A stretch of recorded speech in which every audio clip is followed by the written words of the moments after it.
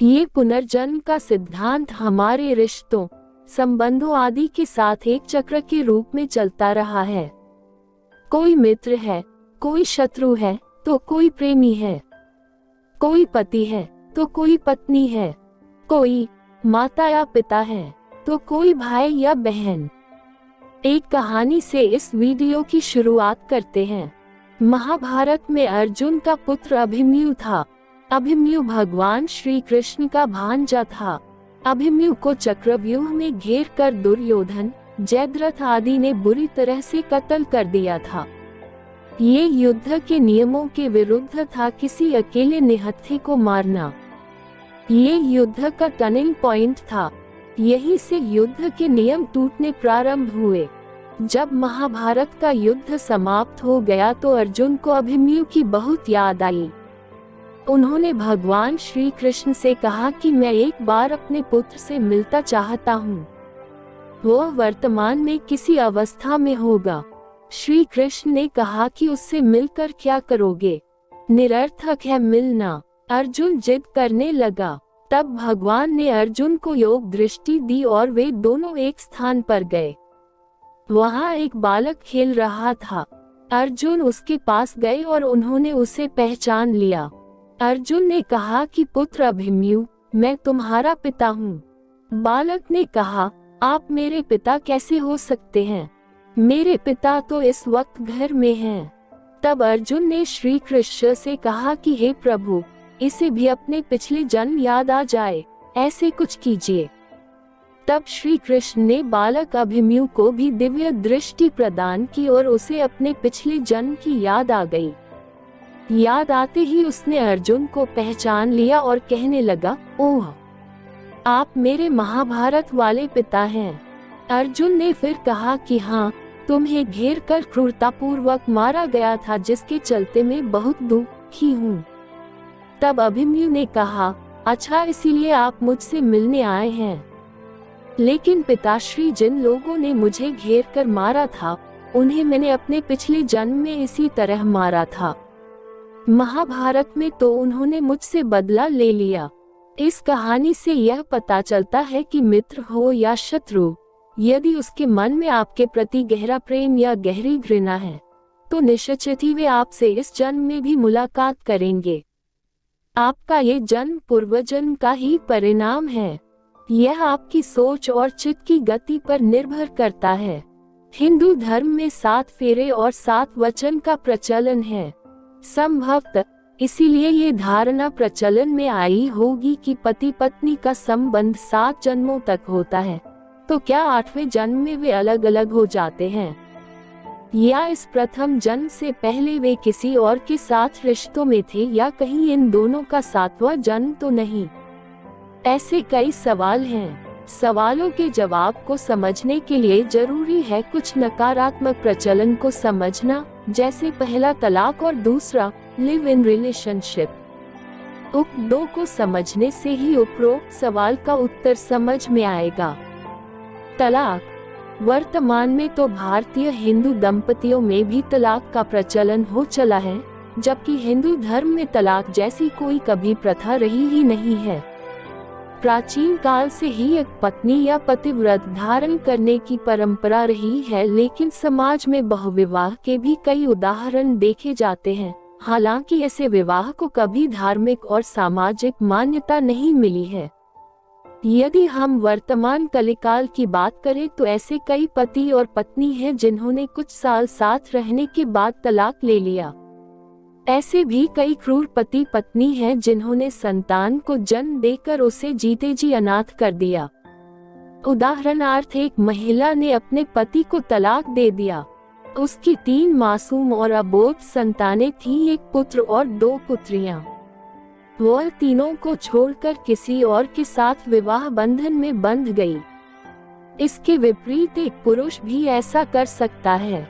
ऐसे में बच्चों के साथ न्याय करने वाला कोई नहीं होता। अदालतें इस बारे में नहीं सोचती। ऐसे कई उदाहरण हैं जिनके बारे में हम यहाँ ये कहना चाहेंगे कि ऐसे लोगों का इस जन्म में ही नहीं, अगले पिछले कई जन्मों में भी कोई एक जीवन साथी नहीं होता, क्योंकि उनके चित्त में धोखा, फरेब, लालच, क्रोध और यौन भावनाएं ही प्रबल रहती हैं। जिनके चित्त में ऐसी भावनाएं प्रबलता से गति कर रही होती हैं, वे एक समय बाद मनुष्य योनि से गिरकर उन योनि को प्राप्त करते हैं जहां प्रतिदिन रिश्ते बदल जाते हैं। Live in relationship. वर्तमान में धर्म विरोध एक घातक प्रचलन चल पड़ा है। Live in relationship. इसके दुष्परिणाम भी देखने को मिल रहे हैं। अधिकतर लड़कियों का इस प्रचलन के चलते जीवन बर्बाद हो चुका है। हर बड़े शहर में कम से कम 200 केस थाने में दर्ज हैं और उन पर कोर्ट कार्यवाही जारी है। जो पुरुष या स्त्री किसी धार्मिक रीति से वचनबद्ध न होकर विवाह न करके तथा कथित आपसी समझ के माध्यम से संबंधों में रहते हैं, उनका व्यक्तित्व और जीवन इसी बात से प्रकट होता है कि वे क्या हैं। ऐसे लोग लिव इन रिलेशनशिप में रहकर समाज को दूषित कर विवाह संस्था के पवित्र उद्देश्य को खत्म करने में लगे हैं, लेकिन यह उनकी भूल है। यह विवाह संस्था की उपयोगिता को और मजबूत करेगी, क्योंकि लिव इन में रहने वालों का पतन तभी सुनिश्चित हो जाता है जबकि वे ऐसा रहने का त्याग करते हैं। इस मामले में लड़का हमेशा फायदे में ही रहता है, क्योंकि जहां ये बहुविवाह का एक आधुनिक रूप है, वहीं यह पाशविक संबंध है। कहते हैं कि कुलनाशक पुत्र या पुत्रियों को समाज या धर्म से बहिष्कृत कर देना ही उचित है, अन्यथा वे अपने रोग से समूचे समाज को निगल लेंगे। वर्तमान में देखा गया है कि उक्त निषेध तरह के विवाह का प्रचलन भी बढ़ा है, जिसके चलते समाज में बिखराव, पतन, अपराध, हत्या, आत्महत्या आदि को हम स्वाभाविक रूप से देख सकते हैं। इस तरह के विवाह कुलनाश और देश के पतन में महत्वपूर्ण भूमिका निभाते आए हैं। आधुनिकता के नाम पर निषेध विवाह को बढ़ावा देना देश और धर्म के विरुद्ध ही है। अंधकार काल में विवाह जैसा कोई संस्कार नहीं था। कोई भी पुरुष किसी भी स्त्री से यौन संबंध बनाकर संतान उत्पन्न कर सकता था। समाज में रिश्ते और नाते जैसी कोई व्यवस्था नहीं होने के कारण मानव जंगली नियमों को मानता था। पिता का ज्ञान न होने से मातृपक्ष को ही प्रधानता थी तथा संतान का परिचय माता से ही दिया जाता था। वैदिक रीति से किए विवाह का महत्व। धरती पर सर्वप्रथम आर्यों या कहे कि वैदिक ऋषियों ने ही मानव को सभ्य बनाने के लिए सामाजिक व्यवस्थाएं लागू की और लोगों को एक सभ्य समाज में बांधा। पाशविक व्यवस्था को परवर्ती काल में ऋषियों ने चुनौती दी तथा इसे पाशविक संबंध मानते हुए नए वैवाहिक नियम बनाए। ऋषि श्वेतकेतु का एक संदर्भ वैदिक साहित्य में आया है कि उन्होंने मर्यादा की रक्षा के लिए विवाह प्रणाली की स्थापना की और तभी से कुटुंब व्यवस्था का श्री गणेश हुआ। विवाह नहीं तो परिवार भी नहीं। विवाह का प्रचलन आदिकाल में ही वैदिक ऋषियों ने प्रारंभ करवा दिया था। विवाह करके ही जीवन निर्वाह करना सभ्य होने की निशानी है।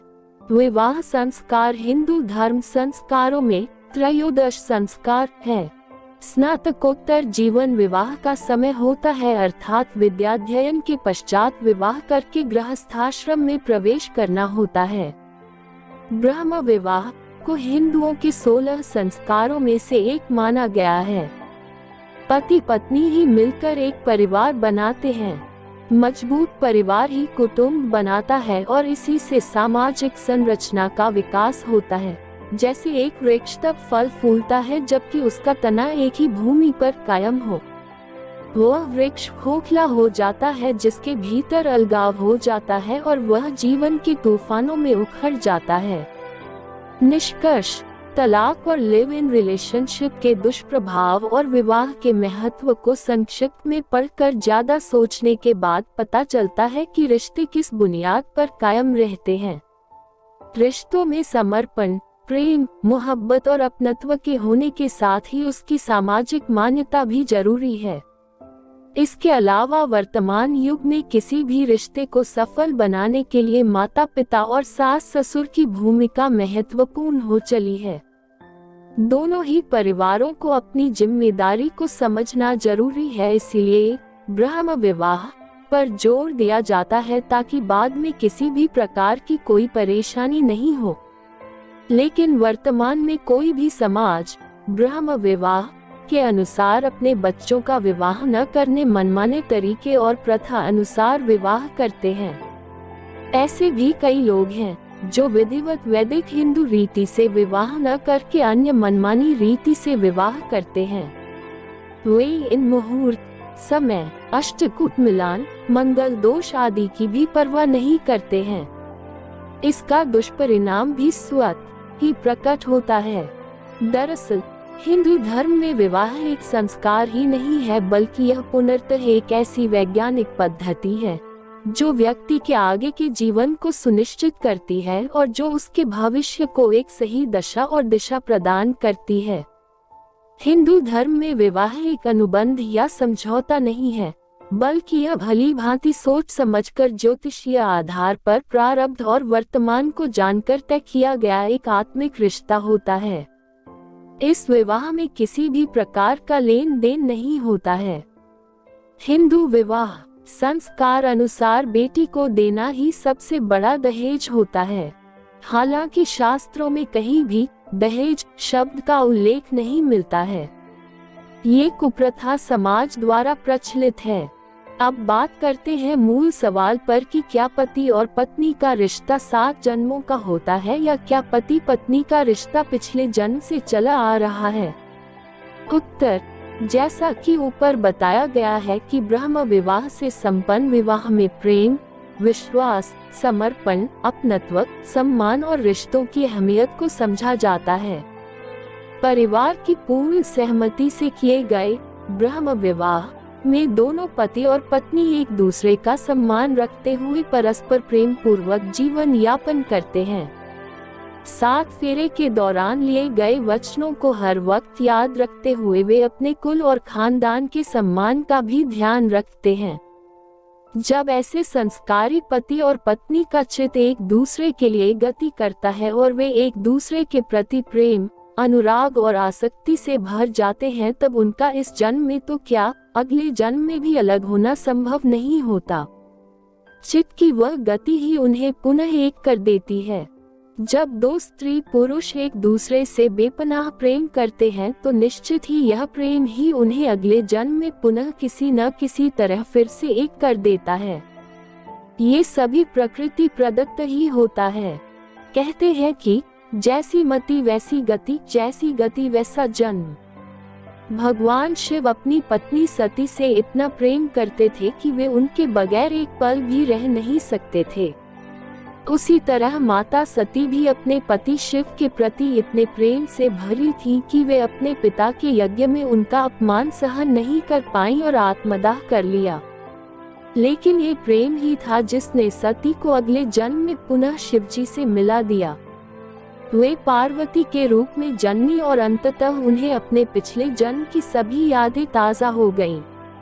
भगवान शिव जो अंतर्यामी थे, वे सभी जानते थे।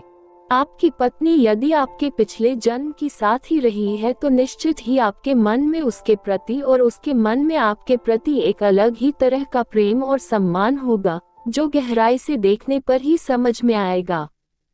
इस भागम भाग की जिंदगी से थोड़ा सा समय निकालकर अपनी पत्नी की आंखों में भी झांक कर देख लीजिए। कई बार एक बार में ही देखने पर किसी स्त्री या पुरुष के प्रति अजीब सा प्रेम और आकर्षण पैदा हो जाता है और कई बार किसी को देखने पर अपने उसके प्रति घृणा उत्पन्न होती है। हिंदू धर्म के अनुसार हमारे चित्त या अंतःकरण में लाखों जन्मों की स्मृतियां संरक्षित होती हैं और वे हमें स्पष्ट तौर पर समझ में नहीं आती हैं। लेकिन उस स्मृति के होने से ही हम किसी व्यक्ति या जगह को पूर्व में भी देखा गया मानते हैं, जबकि हम किसी व्यक्ति से पहली बार मिले या किसी जगह पर हम इस जीवन में पहली बार गए हों, फिर भी हमें वे जाने पहचाने से लगते हैं। व्यक्ति का चेहरा भले ही बदल गया हो, लेकिन उसे देखकर और उससे मिलकर हमें अजीब सा एहसास होता है।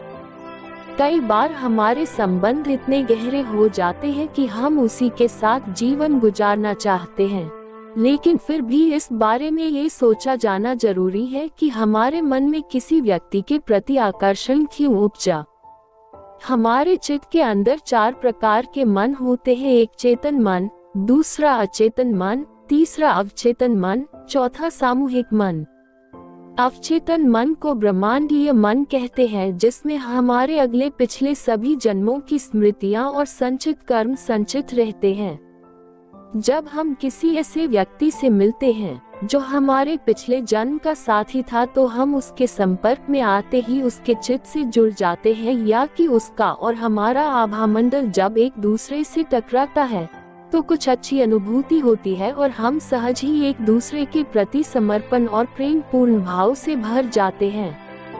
हमारे मन में उस व्यक्ति के प्रति दया, प्रेम, करुणा और उससे बात करने के भाव उपजते हैं।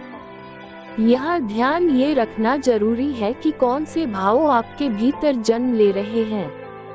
हो सकता है कि महज शारीरिक सुंदरता के कारण ही आकर्षण हो। ज्योतिष के अनुसार कुंडली में भी ऐसे कई योग होते हैं जिसके चलते ये पता चलता है कि आपका पुत्र, पुत्री या आपकी पत्नी आपके पिछले जन्म में क्या थे। हिंदू विवाह पति और पत्नी के बीच जन्म जन्मांतरों का संबंध होता है, जिसे कि किसी भी परिस्थिति में नहीं तोड़ा जा सकता। अग्नि के 7 फेरे लेकर और ध्रुव तारे को साक्षी मानकर 2 तन, मन तथा आत्मा एक पवित्र बंधन में बंध जाते हैं।